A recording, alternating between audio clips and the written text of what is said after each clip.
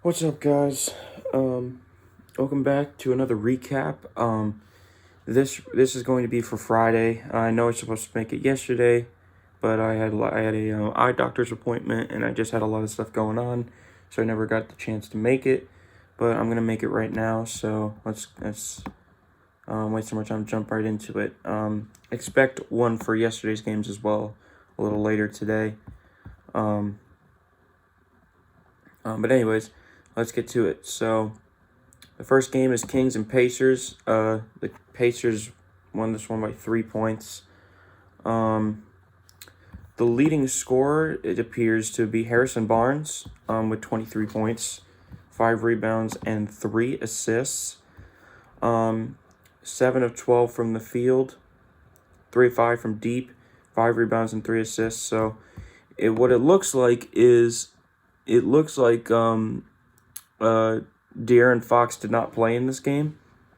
So that's probably part of the reason why the Kings were not able to win this, but it is what it is. Domantas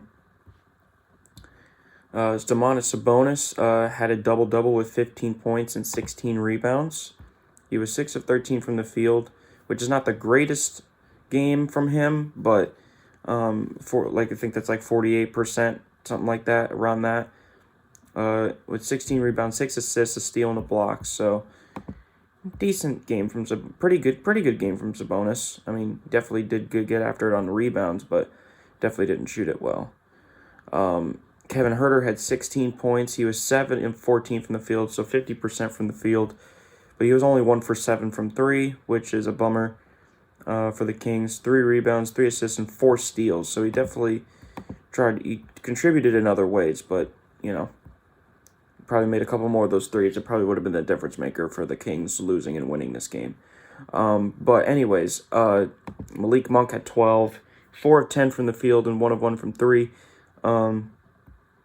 He had five rebounds and 5 assists and 1 block. So pretty good. So decent game from Malik Monk. Not incredible, but decent. Terrence Davis chipped in with 15 points. He had 4 of 10 from the field, 3 of 7 from deep. So not the greatest shooting splits ever, but, it is what it is. 4 rebounds and 3 assists and 1 steal and a block, so, yeah. And then, that's pretty much it for the Kings side of things. On the Pacers side of things, Buddy Hield led the team in scoring with 21 and 10 rebounds as well. And he was 8 of 15 from the field, which is above 50%, and 5 of 9 from 3. 10 rebounds, 6 assists, and 2 steals. So pretty good game from Buddy Hield, all around. Aaron Nesmith had 17. He was 6 of 13 from the field and 4 of 7 from deep. So he played pretty good. 6 rebounds, 3 assists, 1 steal, and a block. So, like I said, pretty good game from Aaron Nesmith. Miles Turner with 14 and 13. 5 of 13 from the field, which is not great, and 1 of 4 from 3. So definitely not good shooting splits, but he did get 13 rebounds, 1 assist, 2 steals, and 4 blocks. So he definitely contributed in other ways. Tyrese Halliburton had 10, 4, and 9.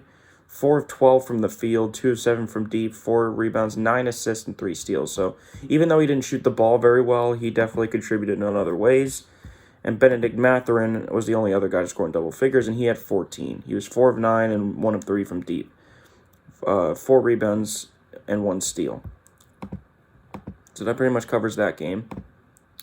The next game is the Hornets-Pistons game. The Pistons won this by 6 points. The leading scorer for the Hornets actually were 2 different players. LaMelo and Terry Rozier both had 23 each. LaMelo had 23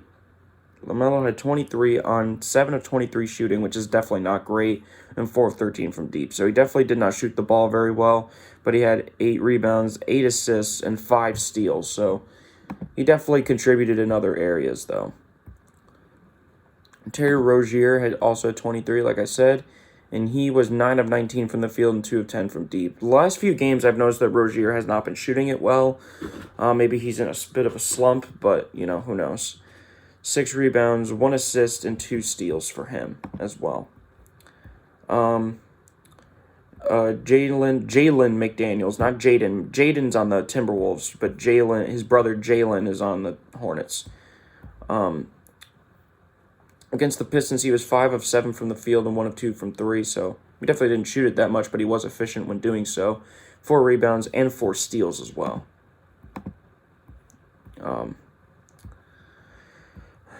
Mason Plumlee had 13. He was 2 of 6 from the field, 4 rebounds, 5 assists, 1 steal. So yeah, he definitely did not play well at all. Gordon Hayward had 12, and he was 5 of 6 from the field and 1 of 1 from deep, 4 rebounds and 2 assists. Like I said, Gordon Hayward definitely at the stage of his career where he's considered washed up. And I hate to say that about somebody like Gordon Hayward because he was, an all-star level player for most of his career until he had that injury on the Celtics on his first year in Boston. And then in his second year in Boston, he didn't really play too well. And then the third year in Boston, he played very well because Kyrie Irving and Marcus Morris Sr. weren't taking all the shots from him. But yeah, it was just unfortunate how his career started to spiral down after his Celtics days. Ever since he took that contract from Charlotte, he's been pretty bad, actually. But yeah, and that pretty much covers it on the Hornets side. On the Pistons side, Jaden Ivey led the team in scoring with 24 points. And I know one thing I did notice, I might, correct me if I'm wrong on this, but I believe that Cade Cunningham is out for the rest of the season with an injury. I could be wrong about that, but that's what it seems like. It seems like it is. But anyways, Jaden Ivey against the Hornets was 8 of 11 from shooting from the field and 4-4 from deep. So he actually played very well. 3 rebounds, 7 assists, and a block. So yeah, very good game from Jaden Ivey. He's definitely one of the better rookies in this class of 2022. Sadiq Bey had 22 as well. He was 8 of 16 from the field and 3 of 8 from deep, so he actually shot it pretty well. 8 rebounds and 2 assists. And then Bojan Bogdanovic had 21, and he was 8 of 14 from the field, which is well above 50%, and 4 of 7 from deep, so he actually played very well, with 1 rebound, 2 assists, and a steal. So yeah, what he did was score the ball, but he did it at a very efficient clip, so it's good for them. Alec Burks had 16. I keep forgetting he's on this Pistons team. I always forget that he's on this team. He was 5 of 12 from the field, 2 of 7 from deep, so he didn't play that great, but he had 6 rebounds and 2 assists. But, you don't expect Alec Burks to really play, Alec Burks is not a player that you expect to go off, Sometimes he does have hot stretches, but he's not one of those players you can consistently rely on, so. But he's just good, for extra shooting for them. When he does shoot it well, anyway. Next game is Trailblazers and Wizards.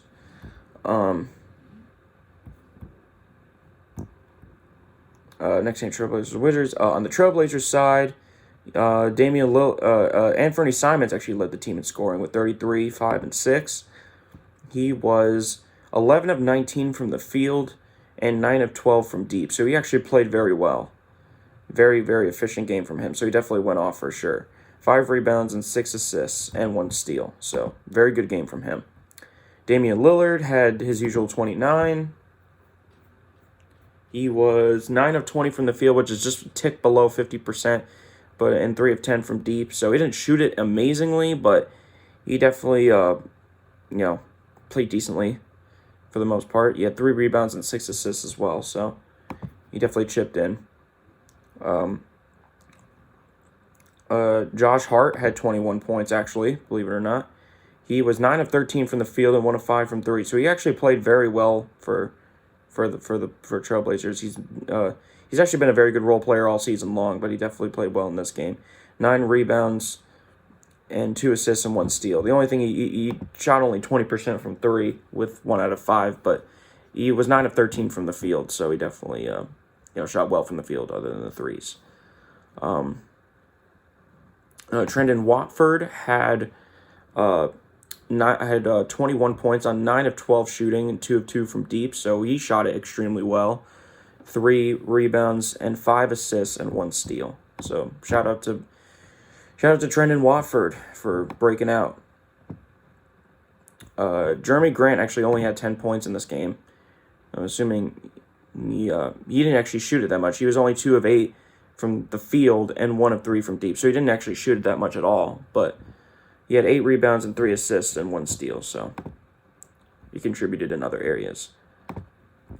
On the Wizards side of things, Bradley Beal led the team in scoring. He hasn't done that in a while, but against the Trailblazers, it was 14 of 25 from the field, which is actually incredibly efficient, and 4 of 10 from 3. So 40% from 3 and probably about like 70% from the field, something around that. I can't actually, let me actually look that up. Oh, that's 56%. So it's above 50%. So that's actually very good for for Bradley Beal. And then Kristaps Porzingis chipped in with 32 points. He was 9 of 15 from the field and 3 of 6 from deep, so a very efficient game from him. 8 rebounds, 4 assists, and 1 block. So he definitely had himself a game for sure. And then the only other guys to score in double figures were Kyle Kuzma, who was 4 of 11, who had 12 points, 4 of 11 from the field and 0 of 5 from 3. So he didn't really shoot it well, but he had 11 rebounds as well, and 6 assists and 1 block. So, and then Corey Kispert, who is one of their shooters, had 12 as well, and was 5 of 8 from the field, 2 of 3 from deep, with 2 rebounds and a steal. But yeah, just better game from the Trailblazers. Trailblazers got a good win against the Wizards on this one.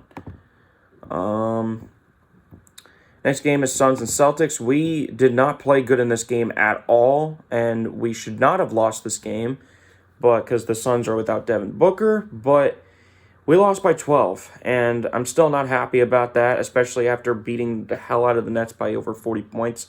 That is not how I know the Suns at this point probably are better than the Nets, but still, we should not have lost this. We were getting destroyed whenever their bench was in the game, and that was kind of pissing me off the whole time I was watching it. So, on the Suns side of things, Mikal Bridges led the team in scoring. And he was 9 of 20 from the field, so he didn't shoot it. He shot it just a tick below 50% and 0 of 3 from deep. But he had 2 rebounds, 3 assists, and yeah. I'm still kind of pissed that we lost this game. Chris Paul, 15 points on 6 of 15 shooting and 1 of 5 from 3. So he definitely did not shoot it well, but 6 rebounds, 8 assists, and 1 steal and a block. So yeah. DeAndre Ayton had a double-double with 14 and 10. He was 7 of 13 from the field with 10 rebounds, 5 assists, and a block. So he had a decent game. And Dario Saric also hit us with a double-double, which I was not expecting, with 14 points on 5 of 13 shooting and 4 of 7 from deep with 13 rebounds and 3 assists. So he definitely didn't shoot it that well from the field, but he was killing us on the rebounds, honestly. And the thing is, we were fully healthy outside of Marcus Smart, which is why I can't believe that we lost this, man. And then Damian Lee had 11. And he was 3 of 8 from the field and 3 of 4 from deep. So, yeah. 4 rebounds and 4 assists and 2 steals. So, yeah. On the Celtics side of things, Tatum had the leading scorer was Jaylen Brown. And he was 9 of 21 from the field and 3 of 12 from deep. We have to stop shooting so many threes. I think that's the biggest problem. We think that we're this 3-point shooting team that is like the Warriors, where they're just consistently shooting over 40% from deep. We don't have those caliber of players, especially our 2 best players. They're not shooters like that. Sometimes they get hot and make a lot of shots, but Jaylen Brown and Jason Tatum don't consistently put up good shooting numbers. It's because they shoot a shit ton of contested threes for no reason whatsoever, and they think that they're the Splash Brothers when they're clearly not. So I just hate that we shoot so many threes. I think we need to cool it down. I think we need to calm down on shooting so many threes, but I guess we'll see what happens. Hopefully, we don't lose our first seed. We are still the first seed, but the Bucks are kind of closing in on us, so we definitely need to win the next few games and just hope that the Bucks lose whatever next games they play. So, in that stretch. So, but yeah, he had 8 rebounds, 4 assists, and 3 steals. So that's not terrible, but I'm not liking the way that we're just settling for a bunch of contested threes. I don't like that at all. Jason Tatum had 20, and he had a stinker game. 3 of 15 from the field and 3 of 10 from 3. Tatum, you need to stop shooting so many goddamn threes, dude. You need to start taking it into the paint.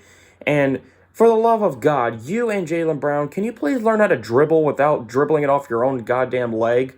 That would be nice. Because, Jesus Christ, it seems like whenever you put the ball on the floor and you try to do some crazy spin move, you just dribble it off your own leg and you turn it over. Or when you try to squeeze through 3 fucking guys, you fucking lose, you fucking get stripped so easily. It's kind of sickening at this point, and that's part of the reason why we lose some of these games that we should win. It's because we turn the ball over so much, and we have to stop doing that. Like it almost seems like we didn't learn our lesson from the finals last year. That is the main reason we did not win that championship last year. The main reason why. And it seems like we just don't learn. It seems like we constantly fall back into our old bad habits and make the same mistakes over and over and over again in every game. And Joe Mazzulla doesn't seem to really give a shit because he's not really like, getting in their faces or getting mad at them. Like someone needs to bring these guys back to reality and let them know that they are not these kinds of shooters and that they are not Kyrie Irving with handles. Like they don't have Kyrie Irving handles. Like they need to stop trying to squeeze through 2 guys. And also I want to see more ball movement from the Celtics. I'm tired of like 1 or 2 guys on the Celtics on offense just standing in the corner waiting for the ball to be assisted to them. It's like, how about you set Tatum or Brown a screen and then you'll get open? Like, do what the Warriors do. Why do you think the Warriors get so many open looks? It's because they constantly are setting screens for each other. Like, no, but like we don't. And when we set screens, we always set illegal screens. It's just we clearly don't know what the hell we're doing on offense. I think our offense has definitely not been nearly as good as it was early on in the season. But anyways, enough rambling. Derek White had 19 actually. I didn't even know that. And he was 6 of 12 from the field and 2 of 4 from 3. So he played decently, I'd say. He shot 50% in both categories. 5 rebounds and 1 assist, so I can't be mad at White. He had himself a good game. Malcolm Brogdon only had 12. However, he was 5 of 12 from the field and 0 of 3 from deep, so he didn't shoot it too well. But I can't really put the blame on Malcolm Brogdon because Malcolm Brogdon is like probably the most consistent player we have right now. So, yeah. You know what I mean? Like, Jaylen Brown and Jason Tatum just have to stop shooting so many threes and get in the inside and draw some fouls. Because we actually made a run in the third quarter and took the lead at one point. But, again, like, as soon as we cut the lead to 1 or even took the lead by, like, 2 or whatever, we instantly make a mistake on the other end and then fall apart. And then the Suns go on another run and bring it back up to double digits. And then we're back to square one. So we need to figure that out. Our defense needs to be better. That's another thing. Our defense has been awful these last couple of games. We have been letting teams score so many points against us, and it's unacceptable. And I'm sorry, but I need to say this. Al Horford, you need to stop guarding guys that are on the perimeter. You need to guard the guys that are in the paint. Because you are constantly... Because... Like, it's constantly a huge mismatch whenever you switch onto a guard. Like, we got to stop switching so much and just stick to one guy. I understand sometimes that's difficult and Al Horford is a little older, but like he constantly gets. First of all, he constantly gets exposed whenever a guard is playing. Whenever he's guarding a point guard or someone shorter than him or faster than him because he's old and not as quick on his feet anymore, and it also leaves a smaller guy on the bigger dude on the other team. So we keep doing that, and it keeps leading to easy buckets in the paint. Like, they were just playing old school basketball against us, and it was working to perfection pretty much. Anyways, I'm done talking about this game. Moving on, Magic versus Timberwolves. Now, this game was actually crazy. Another fight broke out. Mo Bamba and Austin Rivers got in a huge fight. And started throwing hands, and Jalen Suggs even tackled Austin Rivers to the ground. So that was, it was great. Ever since, and people made a lot of jokes saying that ever since Shannon Sharp, all that incident between the Grizzlies and Shannon Sharp at that one Lakers game, that that everybody's just been acting out of pocket, and everyone's just been getting into fights and scuffles and all that stuff. Because we've had a lot of scuffles since then, and that wasn't even that long ago. So that Lakers-Grizzlies game wasn't even, it was only 2 weeks ago, I think. So that's kind of funny now that I think about it. But anyways, Magic pulled this one out. And their leading scorer was Cole Anthony, who actually had 20. And he was 6 of 8 from the field, 2 of 2 from 3. So I'm assuming most of his field goals are 6. So 3, 6, 8, 10, 12, 14. Okay, so 6 of his points came from the free throw line. 8 rebounds, 6 assists, 1 steal, 1 block. So pretty good all around game from. Sorry if I'm itching my nose a lot. It's kind of itchy, but he had a good all around game. So good job, Cole Anthony. Mo Wagner had 19, and he was 6 of 10 from the field and 1 of 2 from 3, so he definitely had himself a good scoring game.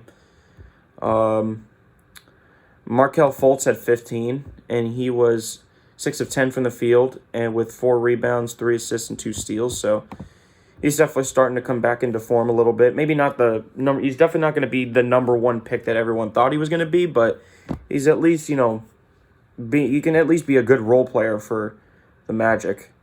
And he's still young, too, so that's, he still has time to grow and get back into his flow and everything like that. Bol had 14 points. He was 6 of 9 from the field with 3 rebounds, 1 steal, and a block. So Bol's starting to find his way in the NBA, which is great. I'm glad to see that. And Jalen Suggs, actually, Paulo did not play well. He was 3 of 16 from the field. Yeah, he definitely did not play well. 8 rebounds, 4 assists, 1 steal. So he contributed in other areas, but definitely did not shoot it well at all. Mo Bamba, who was the guy that got ejected along with Austin Rivers. I saw on Instagram that he was suspended for 4 games on top of that. So, and he was 4 of 9 from the field when he was playing, and 3 of his 3. He only played 21 minutes because of that fight, but he was 3 of 7 from the field, 4 rebounds, 2 assists, 1 steal, and a block. So yeah.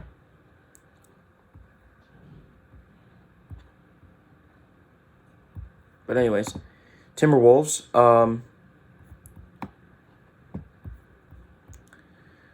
So Russell led the team in scoring, and he was 9 of 20 from the field, with just a tick below 50%, and then 6 of 16 from 3, with 10 rebounds, 6 assists, 2 steals, and a block. So pretty good all-around game from D'Angelo Russell. Not the greatest shooting splits, but played a good all-around game.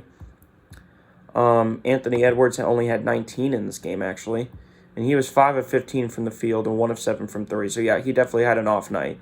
5 rebounds, 5 assists, 1 steal, and a block. So yeah. Rudy Gobert looks like he's back. He had 15. He was 5 of 7 from the field with 7 rebounds, 1 assist, 2 steals. So, yeah.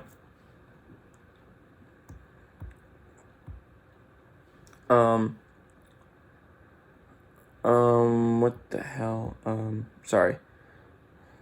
And then Naz Reid, and then Luca Garza Luka Garza came off the bench with 17 points, 7 of 9 from the field and 2 of 3 from deep, with 6 rebounds and an assist. So he definitely had a spark off the bench. Naz Reid only had 10 points. He was 4 of 7 from the field, 2 of 4 from deep, 3 rebounds, 1 assist, 1 steal, and a block. So, yeah.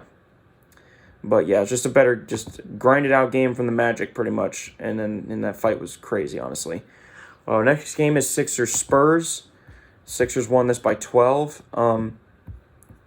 And Joel Embiid obviously led the team in scoring with 33 points and 10 rebounds and 4 assists. He was 10 of 18 from the field, which, against a team like the Spurs, you'd expect him to dominate and be efficient while doing it. 2 of 3 from 3, 10 rebounds, 4 assists, and 2 steals. So, great game from Embiid. Tyrese Maxey had 25 points, and he was 8 of 15 from the field, 3 of 4, from deep, 3 rebounds, 4 assists, 1 steal, and a block. So, very good game from Tyrese Maxey as well. James Harden actually only had 16, and he was 4 of 10 from the field and 2 of 5 from 3. So 40% in both categories, which is not terrible, but you definitely expect him to do better than that because, it's James Harden. But I'm glad he's kind of taking a step back, though, for the team and, not really, shooting a lot of shots or whatever. I mean, sometimes when he is feeling it, he definitely he shoots a lot more shots because he's having himself a night. But he definitely doesn't have those nights as much as he used to. But he has some of those nights from time to time. But 4 rebounds and 8 assists. He's definitely become that distributor for the Sixers, which has definitely opened up things for the Sixers without a doubt. Let's see. Shake Milton at 14, and he was 4 of 7 from the field, 2 rebounds, 3 assists, and 2 steals. So he did all right. And then 2 other guys scored in double figures, which were DeAnthony Melton with 13 on 4 of 7 shooting, 3 of 4 from deep, 1 rebound, 1 assist, 2 steals, and a block. And then George Niang, who was 5 of 8 from the field, 3 of 5 from 3, 3 rebounds, 2 assists, and a block. So, yeah. On the Spurs side of things,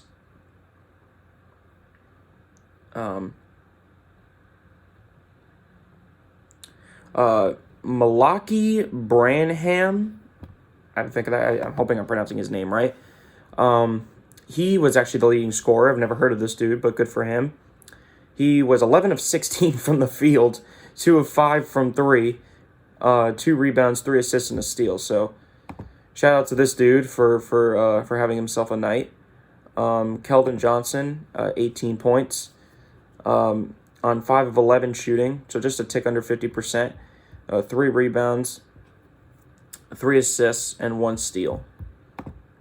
And then Jakob Poeltl had 16 and 10. He had a double-double. He was 8 of 11 from the field and 10 rebounds and 5 assists. So, pretty good game from him. What's funny is he started his career on the Raptors, and one of the teams that are actually trying to get him are the Raptors to bring him back. I don't know why they would. I feel like at this point, I think the Raptors should just hit the reset button and trade some of their guys to winning teams and just get a bunch of draft picks and start over. Because last year they made the playoffs as the 5th seed, which is impressive. They definitely outperformed their expectations and made a playoff spot and took the Sixers to 6 games. But especially after being down 3-0, they forced a Game 6, winning 2 in a row. So, it is what it is. So it's it is what it is. But and then who else? Everybody else just kind of was like, eh. So, yeah, just a good win for the 76ers, honestly. But, you expect them to win that. Next is Raptors-Rockets. Raptors won this by 6 points. Their leading scorer was Fred VanVleet once again with 32 points, 5 rebounds, and 4 assists on 10 of 22 shooting from the field and 5 of 11 from 3. So that's actually pretty good shooting splits for him. And with 1 steal in there, too. So good for him. And then Gary Trent Jr. had 29 points. He was 10 of 15 from the field and 5 of 9 from 30. So he definitely had himself a night shooting-wise. 1 rebound and 2 assists. So shout out to Gary Trent Jr. He's become one of my favorite shooters, honestly. Pascal Siakam at 23 as well. He was 10 of 20 from the field, so 50%, and 1 of 3 from 3. 6 rebounds, 4 assists, and 2 steals. So pretty good game for Pascal. Pretty good game from Siakam. Scotty Barnes had 13. Scotty Barnes has definitely struggled scoring the ball recently. I've noticed he hasn't been scoring that well. He was 4 of 11 from the field and 3 of 7 from deep. 6 rebounds, 4 assists, and a block. So, and then Chris Boucher had 11.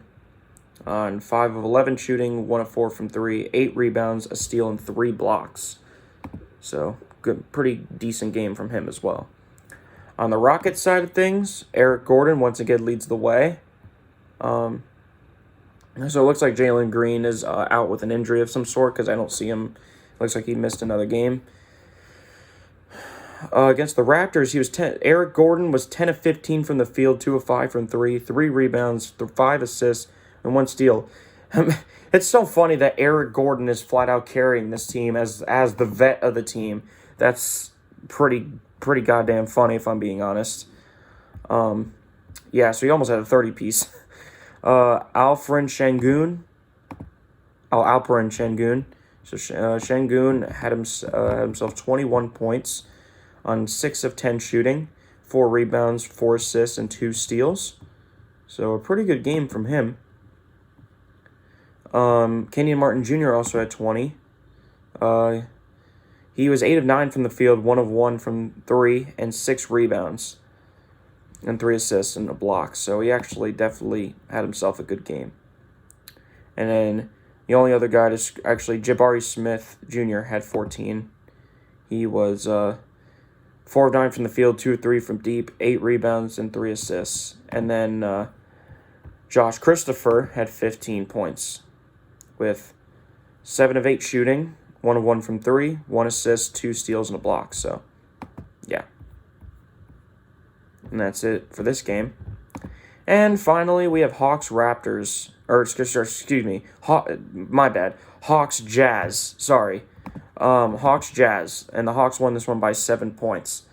Their leading scorer was Trae Young, which is kind of, it's kind of expected. He usually does lead the team in scoring against the Jazz. He was 10 of 19 from the field and 2 of 8 from 3. 4 rebounds, 6 assists, 2 steals, and a block. So, very good game from him.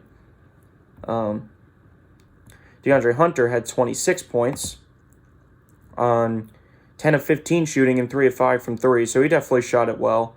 4 rebounds, 3 assists, and 1 steal. So, shout out to DeAndre Hunter.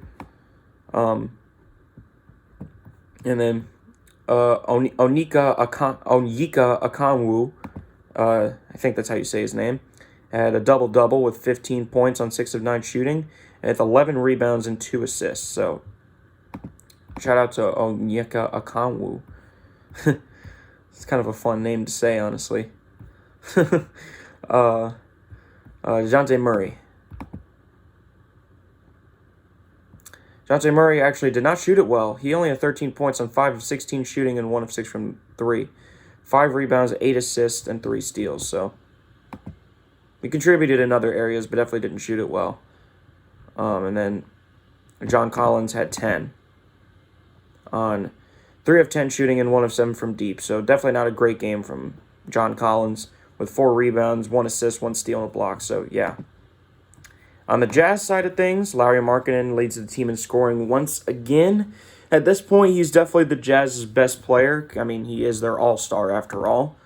And he was 8 of 19 from the field, 3 of 11 from 3. So not the greatest, not really didn't shoot that great from 3, but just a little bit and a little bit like in the low 40s in terms of from the field. So not the greatest shooting splits ever, but still decent. 10 rebounds and 1 assist. Jordan Clarkson had 24, and he was 10 of 21 from the field and 3 of 10 from deep with 5 rebounds and 3 assists. So, all right game from Jordan Clarkson. Mike Conley had 20.